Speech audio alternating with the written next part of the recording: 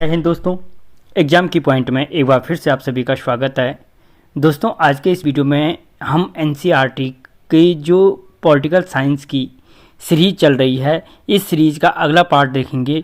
इसके अंतर्गत हम 30 महत्वपूर्ण क्वेश्चनों को कवर करेंगे जो एग्ज़ाम के पॉइंट ऑफ व्यू से बहुत ज़्यादा हेल्पफुल होने वाले हैं। दोस्तों अगर आप चैनल पर नहीं हो, आपने अभी तक हमारे चैनल को सब्सक्राइब नहीं किया तो प्लीज़ सब्सक्राइब कीजिए और वीडियो अच्छा लगे तो लाइक और शेयर ज़रूर करना।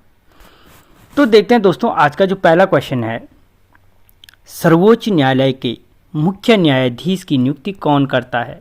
ठीक है, तो दोस्तों जो सर्वोच्च न्यायालय के मुख्य न्यायाधीश की नियुक्ति करता है, कौन करता है? राष्ट्रपति करता है। ठीक है दोस्तों, थोड़ा सा टाइम इसलिए दे रहा हूं कि आपको ऑप्शन पढ़ने का टाइम मिले। सर्वोच्च न्यायालय के अन्य न्यायाधीशों की नियुक्ति कौन करता है? ठीक है, अभी ऊपर बताया मैंने कि जो मुख्य न्यायाधीश की नियुक्ति करता है राष्ट्रपति करता है, और जो अन्य न्यायाधीशों की नियुक्ति करता है वो कौन करता है? मुख्य न्यायाधीश के परामर्श पे राष्ट्रपति करता है। ठीक है, लेकिन किसके परामर्श पे? मुख्य न्यायाधीश के परामर्श पर। अगला क्वेश्चन, भारत के कार्यवाहक मुख्य न्यायाधीश की नियुक्ति कौन करता है? जो भारत के कार्यवाहक न्यायाधीशों की नियुक्ति की जाती है उसकी नियुक्ति कौन करता है?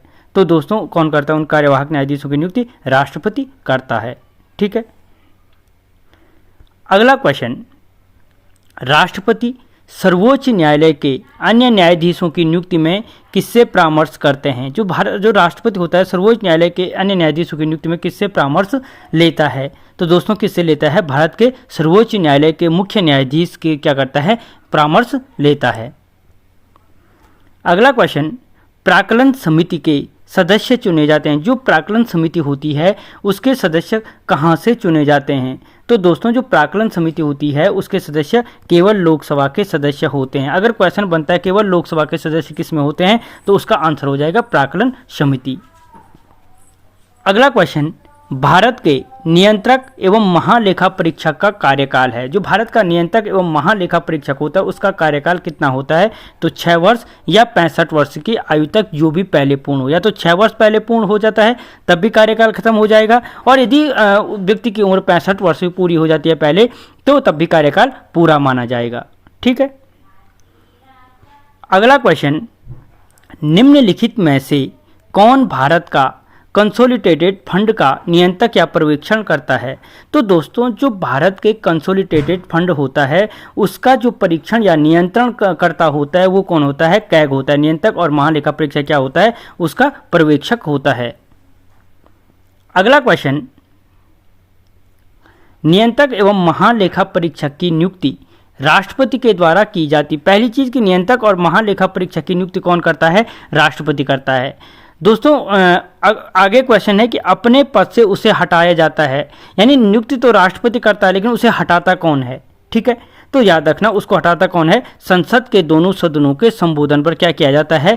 कैग को हटाया जाता है। ठीक है, जो भारत का नियंत्रक एवं महालेखा परीक्षक होता है वो संसद के दोनों सदनों के संबोधन से या संतुष्टि से हटाया जाता है। ठीक है, जबकि नियुक्ति कौन करता है? राष्ट्रपति उसकी नियुक्ति करता है। अगला क्वेश्चन, क्या भारत का नियंत्रक एवं महालेखा परीक्षक पद ग्रहण करने से पूर्व शपथ लेता है? ठीक है, कि जो कोई शपथ का प्रावधान है संविधान में नियंत्रक एवं महालेखा परीक्षक की, तो बिल्कुल क्या है संविधान में कैग के जो नियंत्रक एवं महालेखा परीक्षक है उसकी क्या है? शपथ ग्रहण करने का प्रावधान रखा गया है। अगला क्वेश्चन, भारत में नई संसदीय समिति प्रणाली की शुरुआत कब हुई? जो भारत में नई संसदीय समिति प्रणाली थी उसकी शुरुआत कब की गई? तो दोस्तों उसकी शुरुआत कब की गई थी? 1991 में भारत में नई संसदीय समिति प्रणाली की शुरुआत की गई है। और संसदीय प्रणाली किस देश से ली गई है? तो इंग्लैंड से ली गई है। अगला क्वेश्चन, सार्वजनिक लोक लेखा समिति में राज्यसभा के कितने सदस्य होते हैं? जो सार्वजनिक लोक लेखा समिति होती है उसमें राज्यसभा से कितने सदस्यों को नामित किया जाता है? तो दोस्तों याद रखना जो लोक लेखा समिति होती है उसमें राज्यसभा से 7 सदस्यों को नामित किया जाता है। अगला क्वेश्चन है, प्राक्कलन समिति में कितने सदस्य होते हैं? जो भारत की संसदीय प्रणाली में प्राक्कलन समिति होती है उसमें सदस्यों की संख्या कितनी होती है? तो याद रखना 30 सदस्य होते हैं। किसमें? प्राक्कलन समिति में। अगला क्वेश्चन, संसद की कितने प्रकार की समितियां होती हैं? जो संसद है, संसद में कितने प्रकार की समितियां होती हैं? तो याद रखना, संसद में अस्थायी और अस्थायी या अस्थायी और तदर्थ समिति दोनों क्या होती है? उपयुक्त दोनों प्रकार की समितियां क्या होती हैं? संसद में होती हैं। ठीक है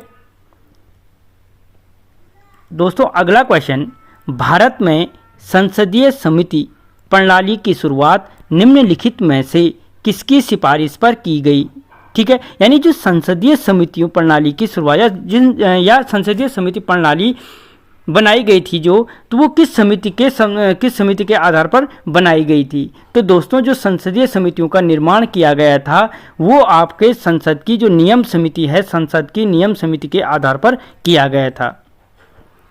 अगला क्वेश्चन, भारतीय संविधान के किस भाग में संघीय न्यायपालिका का उल्लेख है? जो संघीय न्यायपालिका का उल्लेख भारतीय संविधान के किस भाग में किया गया है? तो दोस्तों याद रखना, जो भाग 5 है, भाग 5 में भारत की संघीय न्यायपालिका का उल्लेख किया गया है। ठीक है, अगला क्वेश्चन, संविधान के व्याख्याकार और संरक्षक कौन है? यानी संविधान का व्याख्याकार और संरक्षक किसे कहा जाता है? तो याद रखना, जो संविधान का व्याख्याकार और संरक्षक कहा जाता है वो कहा जाता है सर्वोच्च न्यायालय को। किसको कहा जाता है? सर्वोच्च न्यायालय को कहा जाता है। अगला क्वेश्चन, भारतीय संविधान की व्याख्या करने का मुख्य अधिकारी कौन है? जो भारतीय संविधान की व्याख्या करने का मुख्य अधिकारी होता है, अभी बताया मैंने, भारत का सर्वोच्च न्यायालय क्या होता है? भारतीय संविधान की व्याख्या करने वाला सर्वोच्च अधिकारी होता है।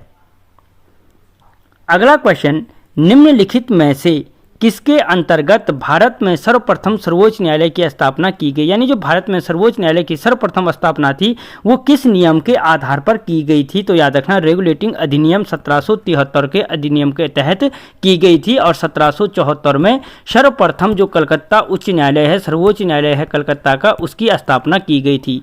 ठीक है, या कभी यही क्वेश्चन इस तरीके से पूछा जाता है कि जो कलकत्ता सर्वोच्च न्यायालय है उसकी स्थापना कब की गई थी? तो 1774 में की गई थी। और किस रेगुलेटिंग एक्ट के तहत की गई थी? तो 1773 के रेगुलेटिंग एक्ट के तहत की गई थी। अगला क्वेश्चन, मूल रूप से संविधान में सर्वोच्च न्यायालय के मुख्य न्यायाधीशों के अतिरिक्त कितने न्यायाधीशों की व्यवस्था है? जो मूल रूप से संविधान में सर्वोच्च न्यायालय के मुख्य न्यायाधीशों के अतिरिक्त न्यायाधीशों की व्यवस्था है वो कितनी है? तो दोस्तों, जो संविधान में मुख्य न्यायाधीश के अतिरिक्त न्यायाधीशों की व्यवस्था है वो आपके कितनी है? 7 अन्य न्यायाधीशों की व्यवस्था की गई है। अगला क्वेश्चन, उच्चतम न्यायालय के न्यायाधीशों की संख्या में वृद्धि करने की शक्ति किसके पास है? जो उच्चतम न्यायालय है उसमें न्यायाधीशों की संख्या जो होती है उसमें वृद्धि करने की शक्ति किसके पास है? तो दोस्तों, वो संसद के पास क्या है? उच्चतम न्यायालय के न्यायाधीशों की संख्या में वृद्धि करने की जो शक्ति है वो संसद को दी गई है। ठीक है, अगला क्वेश्चन, भारत के केंद्रीय स्तर पर लेखांकन तथा लेखा परीक्षण किसके अधिकार क्षेत्र में आता है? जो भारत के केंद्रीय स्तर पर लेखांकन तथा लेखा परीक्षण किया जाता है वो किसका अधिकार है? तो दोस्तों, वो अधिकार किसका है? नियंत्रक और महालेखा परीक्षक का क्या है? अधिकार है। ठीक है, अगला क्वेश्चन, भारत के नियंत्रक एवं महालेखा परीक्षक की नियुक्ति की अवधि कितनी होती है? ठीक है, ये क्वेश्चन इससे पहले भी आ रखा है अलग तरीके से। तो याद रखना, जो भारत में नियंत्रक और महालेखा परीक्षक की नियुक्ति होती है 6 वर्ष या 65 वर्ष होती है। यानी चाहे 6 वर्ष का पूरे हो जाए पहले या 65 वर्ष पहले पूरे होते हैं तो वही क्या होगा उसका कार्यकाल माना जाएगा। अगला क्वेश्चन, भारत के नियंत्रक एवं महालेखा परीक्षक की नियुक्ति संविधान के किस अनुच्छेद के तहत की जाती है? जो भारत के नियंत्रक एवं महालेखा परीक्षक की नियुक्ति है संविधान के किस अनुच्छेद के तहत की जाती है? तो दोस्तों याद रखना, अनुच्छेद 148 के तहत क्या की जाती है? भारत के नियंत्रक एवं महालेखा परीक्षक की नियुक्ति की जाती है। और कौन करता है? राष्ट्रपति करता है। हटाता कौन है? संसद के दोनों सदनों की संतुष्टि पर। ठीक है, अगला क्वेश्चन, किस सेवानिवृत्त नियंत्रक एवं महालेखा परीक्षक को वित्त आयोग का अध्यक्ष बनाया गया था? ठीक है, यानी नियंत्रक एवं महालेखा परीक्षक, याद रखना, रिटायर के बाद किसी भी सरकारी पद को ग्रहण नहीं कर सकता। लेकिन किसके कार्यकाल किस नियंत्रक एवं महालेखा परीक्षक को फिर भी वित्त आयोग का अध्यक्ष बनाया गया था? तो याद रखना, जो AK चंदा जी थे उन नियंत्रक एवं महालेखा परीक्षक रहे भारत के, और उनको उसके पश्चात क्या बनाया गया? वित्त आयोग का अध्यक्ष बनाया गया था। ठीक है, अगला क्वेश्चन, भारत का नियंत्रक एवं महालेखा परीक्षक अपना प्रतिवेदन देता है। जो भारत का नियंत्रक एवं महालेखा परीक्षक होता है वो अपना प्रतिवेदन किसको देता है? तो दोस्तों जो भारत का नियंत्रक एवं महालेखा परीक्षक होता है वो राष्ट्रपति को क्या देता है? अपना प्रतिवेदन सौंपता है। अगला क्वेश्चन, भारत के नियंत्रक एवं महालेखा परीक्षक द्वारा प्रस्तुत प्रतिवेदन के आधार पर कौन समिति कार्य करती है? ठीक है, जो भारत का नियंत्रक एवं महालेखा परीक्षक होती है उसके अनुसार कौन सी समिति कार्य करती है? तो दोस्तों याद रखना, जो लोक लेखा समिति होती है वो नियंत्रक एवं महालेखा परीक्षक के प्रतिवेदन के आधार पर क्या करती है? कार्य करती है। अगला क्वेश्चन, निम्न में से किस समिति के सदस्य राज्यसभा से नहीं लिए जाते? यानी राज्यसभा के सदस्य किस समिति के सदस्य नहीं होते हैं? तो दोस्तों याद रखना, जो प्राक्कलन समिति होती है, प्राक्कलन समिति में कोई भी राज्यसभा का सदस्य नहीं होता है। अगला क्वेश्चन, निम्न में से कौन समिति विभिन्न विषयों पर चर्चा के लिए समय का निर्धारण करती है? विभिन्न विषयों पर जो चर्चा की जाती है उसके लिए समय का निर्धारण करने वाली समिति कौन सी है? तो दोस्तों वो समिति है कार्य सलाहकार समिति। ठीक है, यानी जो किसी भी बिल पर जो टाइम होता है, इतने टाइम तक इस पर चर्चा की जाएगी, उसका निर्धारण कार्य सलाहकार समिति करती है। कौन सी समिति करती है? कार्य सलाहकार समिति करती है। अगला क्वेश्चन, संयुक्त प्रवर समिति में कितने सदस्य होते हैं? जो संयुक्त प्रवर समिति होती है उसमें सदस्यों की संख्या कितनी होती है? तो वो होती है 45 सदस्य होते हैं संयुक्त प्रवर समिति में। ठीक है, और दोस्तों आज का जो अंतिम क्वेश्चन है, लोकसभा अध्यक्ष किस समिति के पदेन अध्यक्ष होता है? जो लोकसभा अध्यक्ष होता है किस समिति का अध्यक्ष होता है? तो दोस्तों वो किसका होता है? जो नियम समिति होती है, नियम समिति का अध्यक्ष क्या होता है? लोकसभा का अध्यक्ष होता है। तो दोस्तों इस वीडियो में हमने मोस्ट इंपॉर्टेंट 30 क्वेश्चनों को कवर किया। ये सीरीज जारी रहेगी। आपको क्वेश्चन कैसे लगे मुझे कमेंट बॉक्स में बताना। मिलता हूँ अगले वीडियो में, तब तक जय हिंद।